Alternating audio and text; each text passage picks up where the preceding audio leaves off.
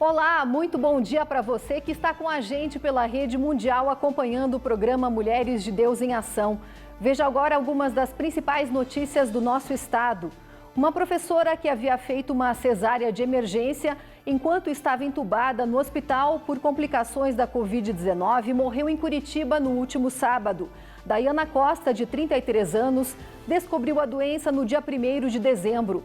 Mas como o estado de saúde dela logo se complicou, a professora foi internada e passou por um parto de emergência no dia 3 de dezembro, quando estava com pouco mais de 7 meses de gestação.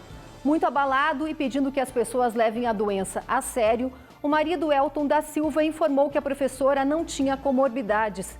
O superintendente do Hospital Vita, onde a professora foi atendida, Osni Silvestre, disse que a gravidez comprime parte do pulmão, fazendo com que o corpo da gestante tenha que se esforçar mais para se recuperar de uma doença.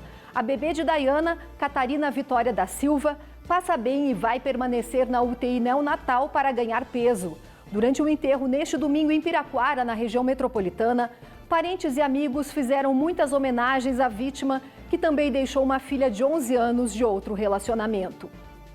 Passados 10 meses do início da pandemia de Covid-19 no Paraná, o número de mortes por complicações chega a 7.621 no estado e foram registrados 398.806 casos. Os dados são da Secretaria Estadual da Saúde. Do total de mortos, 81% tinham pelo menos um fator de risco. Entre os problemas anteriores relacionados estão doença vascular, diabetes e doença renal crônica. 38% das pessoas que morreram por Covid e que tinham comorbidades eram idosos. As estatísticas também revelam casos fatais em 10 gestantes, 9 recém-nascidos e 4 crianças com menos de 6 anos. Até ontem, 1.529 pacientes estavam internados com o diagnóstico confirmado em todo o estado e outros 1.174 permaneciam em UTIs ou enfermarias aguardando resultados de exames.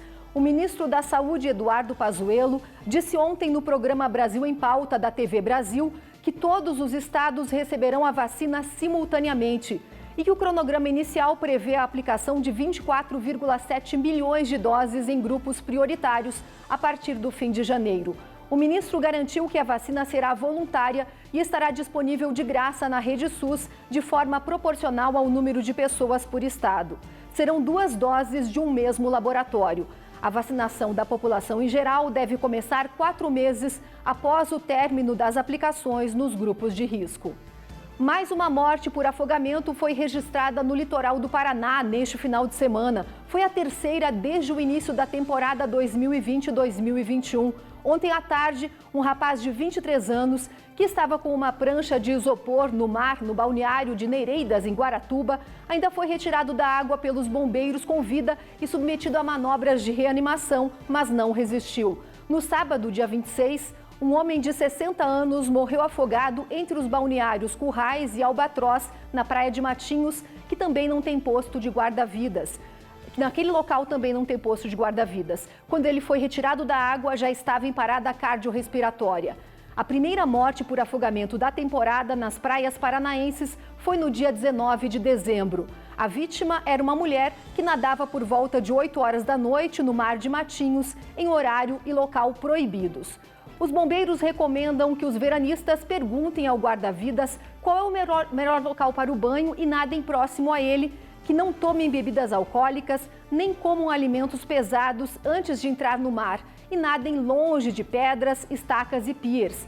Outra recomendação é se certificar da profundidade da região em que deseja mergulhar e tomar cuidado com as valas, porque nelas há maior correnteza, apesar de aparentarem uma falsa calmaria.